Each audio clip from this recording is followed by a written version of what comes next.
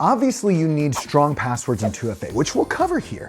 But if you're a new or existing MacBook user, I want to walk you through 19 unique settings that you can change in the next 15 minutes to create the most secure laptop possible. We're going to cover things like contact key verification, advanced data protection, and other advanced security features that are worth double checking even if you think you're already secure. And if you prefer a step-by-step PDF guide, or if you're watching this video years down the road and want to make sure that this is all up to date, visit allthingssecure.com/MacBook for more. This video is sponsored by Proton, which offers an amazing suite of security and privacy tools that are perfect for every MacBook.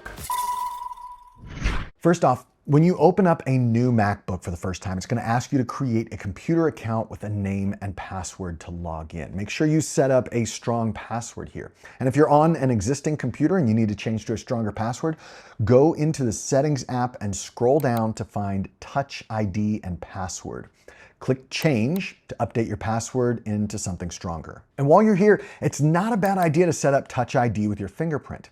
This data is stored in what's known as the Secure Enclave, which is a dedicated isolated processor on your device's main chip. This data never leaves your device. It isn't accessible on the OS and it isn't stored in the iCloud, which is why you have to set this up separately on every single device. In other words, it drastically minimizes the risk of Apple misusing this data in any way. Next, we're going to jump into our Apple account. I'm going to assume for the rest of this video that you want to log into your Apple ID for convenience, but if for some reason you want to set up your MacBook without logging into an Apple account, which is possible, I suggest you watch this tutorial by Naomi Brockwell. For everybody else, including me, we're going to take a moment to improve our Apple ID password and add two-factor authentication. Just click on your name, go to Sign In and Security, and change your password there.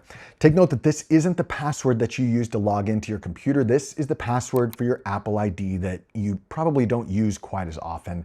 It's best to make this a unique password if you can. Next, add a second layer of security like a security key or at least a trusted phone number. I have an entire video showing how to set up a 2FA key on your Apple account here if you want to learn more. While you're in this security section, you're going to want to set up a recovery contact or a recovery key. This is different than the 2FA key I was just talking about a moment ago, and it's going to be important for a later step that we cover called advanced data protection. A recovery contact needs to be someone who is over the age of 13 and has an Apple device.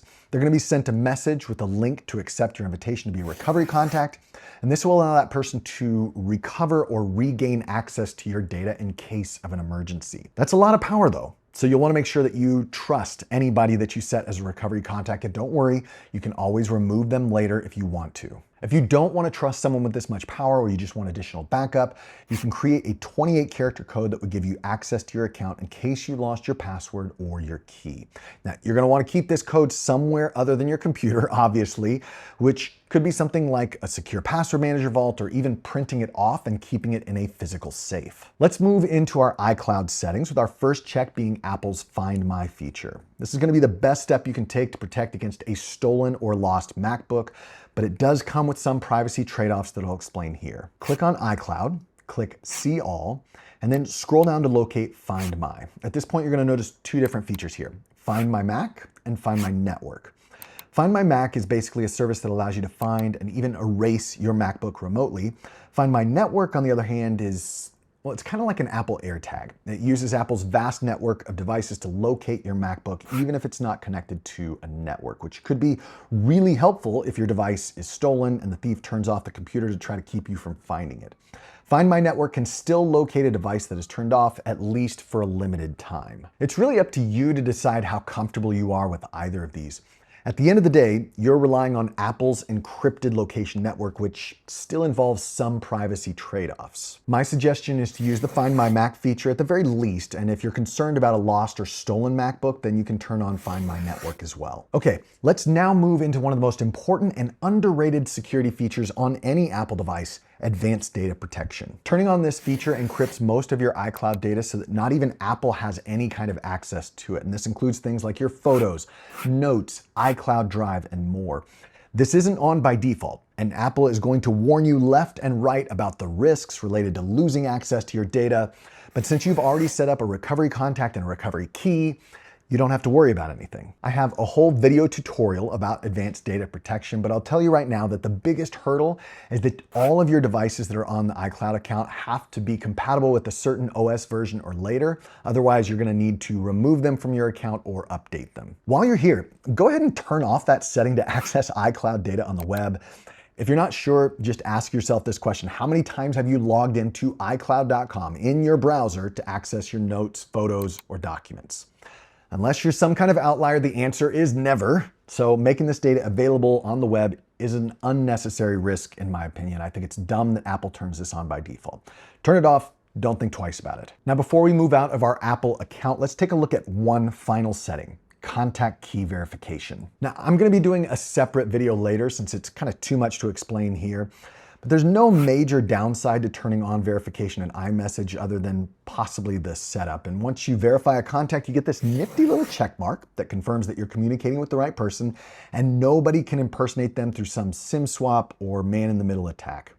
Similar to advanced data protection, all your devices have to be updated to run the following operating systems or later. Like I said, we'll do a deeper dive later and I'll link to that video here if it's already done. Now, we're gonna make the jump from iCloud settings to network and navigate into Wi-Fi settings. Go ahead and scroll all the way to the bottom. As a security best practice, it's recommended to turn off Ask to Join Networks and set Ask to Join Hotspots to never or at least asked to join. For your known networks, that's things like your home or your work, I think it's okay to auto join those networks, but that's up to you. For all other Wi-Fi networks, like Starbucks, for example, find that network, click on the three dots on the right and uncheck auto join to remove any unnecessary risk. It's simple for an attacker to name their Wi-Fi network something like Starbucks, knowing that many computers will just auto-join that network and show themselves as an easy target. Another great security feature that most people ignore is the firewall, the purpose of which is to block any incoming network connections to your computer. This could be harmless pings, or it could protect you from unauthorized access from an attacker or from an app that you didn't authorize. Thankfully, turning this on is really simple. In Network, click Firewall, turn the toggle to on. If you want to go even deeper, you can click Options. Personally, I don't block all incoming connections because I still want to print over my network and use things like AirDrop to send and receive files. Instead, I want to block incoming connections on Python 3, Remoted, Ruby, SMDB, and SSHD.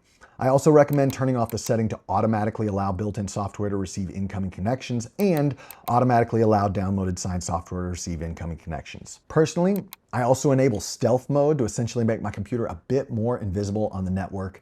In most cases, this won't break daily usage, but developers or power users may notice issues, and it might result in additional prompts anytime a legitimate application attempts to receive incoming network connections. If these become too bothersome, that's okay. You can just go back into these settings and turn it all back on. Next, we're going to turn on automatic security updates. Because of the speed and often the risk of security flaws, it makes sense to let Apple automatically download security patches that don't require you to log in and manually update. In the general settings, click on Software Update and then click that little info circle to open up your options. You don't have to automatically install macOS updates if you don't want to, but it's a good idea to turn on Install System Data Files and Security Updates. AirDrop is a great feature, but it can also be a security risk where people could easily send unwanted files, videos, or audio content that you could open with an accidental click.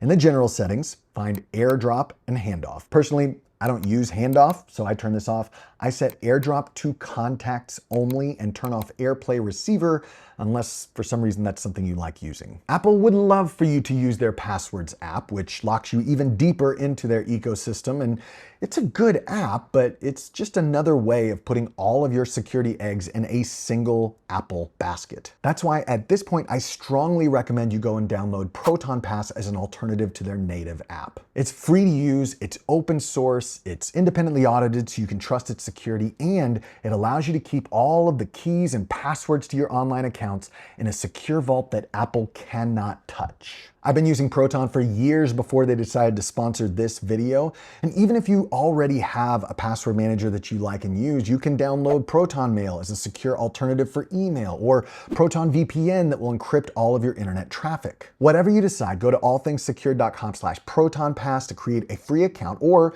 Pay a little bit extra to get access to features like email aliases, a built-in 2FA authenticator, secure sharing, and more. There is a lack of transparency on Apple's part in terms of how your computer interacts with the Apple time servers to set time and to know what time zone you're in. They say they've addressed these privacy concerns, but there's really no way to verify that claim. A simple and free fix is to simply change your time server to a non-Apple server for more privacy. In your general settings, click on Date and Time. Under Source, click Set, and then type in pool.ntp.org, which is a volunteer-run network of time servers. The privacy gain here is honestly minimal, but it's an easy set it and forget it setting. As of this recording, Apple Intelligence is practically useless, and hopefully that changes in the future, but until then, I personally turn all of it off. Find Apple Intelligence and Siri, turn off Apple Intelligence, and personally, I even turn off Siri. I never use it on my MacBook. If you do use Siri, then turn off Listen For and instead use a keyboard shortcut so your MacBook microphone isn't always listening for a wake word. Now here's a nice little feature that most people don't use. When your computer is locked, it's possible to put a short message like this with your contact information in case you lose your device and a good Samaritan gets a hold of it. In your Settings app, go to Lock Screen and you'll find a line that says Show Message When Locked. Click Set, and you can add any message that you like, but preferably something like, if found, please contact, and then you can provide some kind of email or phone number. It's a very simple but effective safety measure if you ever misplace your Mac. Now we're finally into the actual privacy and security settings on your Mac. There's a lot here, but we're going to start by scrolling all the way to the bottom to find File Vault.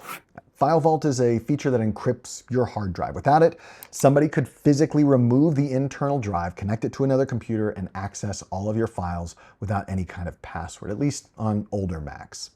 Everybody should turn this feature on, even those people with silicon chips. There's really no downside other than the fact that it might take some time to encrypt your hard drive, especially if you're on an older device. When you turn on File Vault, you'll be asked by Apple whether you want to store the key in your iCloud account or if you want to download the recovery key.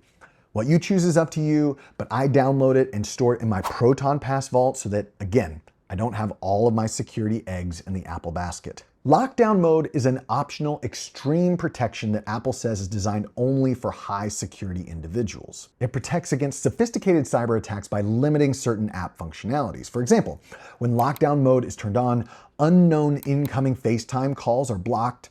Any photos you share from the Photos app automatically has the location data excluded by default, and link previews and iMessage will be unavailable. Honestly, I think a lot of these are great security measures that I wish were more of a default. And for me personally, the impact on my daily usage since turning on lockdown mode has been minimal. If you're more concerned about security, it might be worth turning this on, which will require you to restart your MacBook, then see if anything changes in your daily usage. If not, keep it on. Otherwise, you can turn this off and ignore lockdown mode if you like. There are a ton of other things we could do here in the privacy and security settings page, and I'll list off a few here. First, I would turn off all analytics and improvements. Apple gets enough data from everybody else in the world. They don't need your usage statistics. Personally, I turn off personalized ads under Apple advertising. And as I mentioned earlier, I don't see any benefit to Apple Intelligence, so I'm going to turn off the report. That just reduces any unnecessary data sharing. I set allow applications from App Store and known developers, but if you only download apps from the App Store, you can lock things down further by setting it to App Store only. Last but certainly not least, at the bottom of your privacy and security settings, you'll find background security improvements. Now, I can't for the life of me understand why this is a separate setting from the software updates that we mentioned earlier, but regardless, it's good to turn on automatic updates. That's it. Those are the 19 security settings that I recommend changing, including downloading Proton Pass. So go to allthingssecure.com/ProtonPass. And if you've gone through all this and you do want that PDF download, go to allthingssecure.com/MacBook, where I'll make that available for free.